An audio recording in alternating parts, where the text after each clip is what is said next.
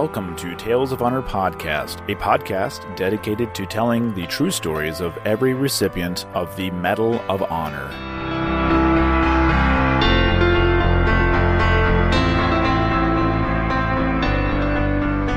Hello everyone and welcome to another episode of Tales of Honor Podcast. I'm your host, Christoph Ambrosch, and today's episode is episode number 305. I'd like to wish everyone out there that is a mother, happy Mother's Day today. Hope it is a nice day wherever you are and that you can get out and do something to maybe get you away from inside your house. Something that is, of course, following whatever your state and local guidelines allow you to do, wherever it is that you are. So happy Mother's Day to all of you out there. Before we get into today's episode, I still would like to put out another reminder about Medal of Honor mail call.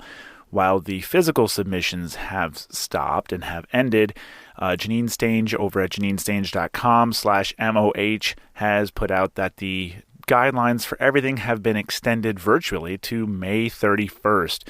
So please head on over to that website. I'll have the link to this in the show notes in the description below. So go ahead, click over there and submit to a Living Medal of Honor recipient.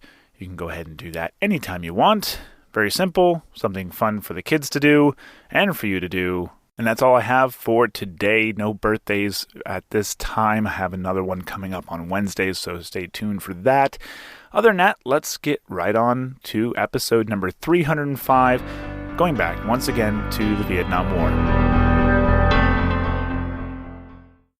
James was born in Fort Mill, South Carolina on the 13th of November, 1930, but his parents moved when he was 2 months old to Darlington, South Carolina, where he would grow up.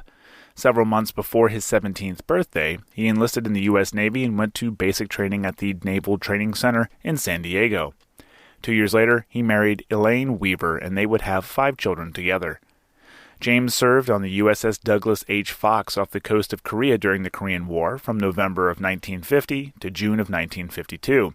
He took part in raiding parties into North Korea from March to June of 1952 on small boats off the destroyer. 14 years later, James was now a petty officer first class with a rating of boatswain's mate first class and was deployed to the Republic of Vietnam. He was given the mission to intercept arms shipments, supplies, and personnel on the rivers in South Vietnam and keep the waterways safe from the Viet Cong and People's Army of Vietnam in May of 1966. He was commanding River Patrol Boat 105 on the 31st of October, and it was his actions that would earn him the Medal of Honor. The citation reads, "For conspicuous gallantry and intrepidity at the risk of his life above and beyond the call of duty, BM-1 Williams was serving as boat captain and patrol officer aboard River Patrol Boat PBR 105, accompanied by another patrol boat when the patrol was suddenly taken under fire by 2 enemy sampans. BM-1 Williams immediately ordered the fire returned, killing the crew of 1 enemy boat and causing the other sampan to take refuge in a nearby river inlet. Pursuing the fleeing sampan, the U.S. patrol encountered a heavy volume of small arms fire from enemy forces at close range, occupying well-concealed positions along the river bank. Maneuvering through this fire, the patrol confronted a numerically superior enemy force aboard 2 enemy junks and 8 sampans, augmented by heavy automatic weapons fire from ashore. In the savage battle that ensued, BM-1 Williams, with utter disregard for his safety, exposed himself to the withering hail of enemy fire to direct counterfire and inspire the actions of his patrol. Recognizing the overwhelming strength of the enemy force, BM-1 Williams deployed his patrol to await the arrival of armed helicopters. In the course of his movement, he discovered an even larger concentration of enemy boats. Not waiting for the arrival of the armed helicopters, he displayed great initiative and boldly led the patrol through the intense enemy fire and damaged or destroyed 50 enemy sampans and 7 junks. This phase of the action completed, and with the arrival of the armed helicopters, BM-1 Williams directed the attack on the remaining enemy force. Now virtually dark, and although BM-1 Williams was aware that his boats would become even better targets, he ordered the patrol boats' searchlights turned on to better illuminate the area and move the patrol perilously close to the shore to press the attack. Despite a waning supply of ammunition, the patrol successfully engaged the enemy ashore and completed the rout of the enemy force. Under the leadership of BM-1 Williams, who demonstrated unusual professional skill and indomitable courage throughout the 3-hour battle, the patrol accounted for the destruction or loss of 65 enemy boats and inflicted numerous casualties on the enemy personnel. His extraordinary heroism and exemplary fighting spirit in the face of grave risks inspired the efforts of his men to defeat a larger enemy force and are in keeping with the finest traditions of the U.S. Naval Service. About a year and a half after these actions, James received the Medal of Honor from President Johnson in a ceremony at the Pentagon on the 14th of May, 1968. He had also retired in 1967 after 20 years of service and would later receive the honorary title of Chief Boatswain's Mate.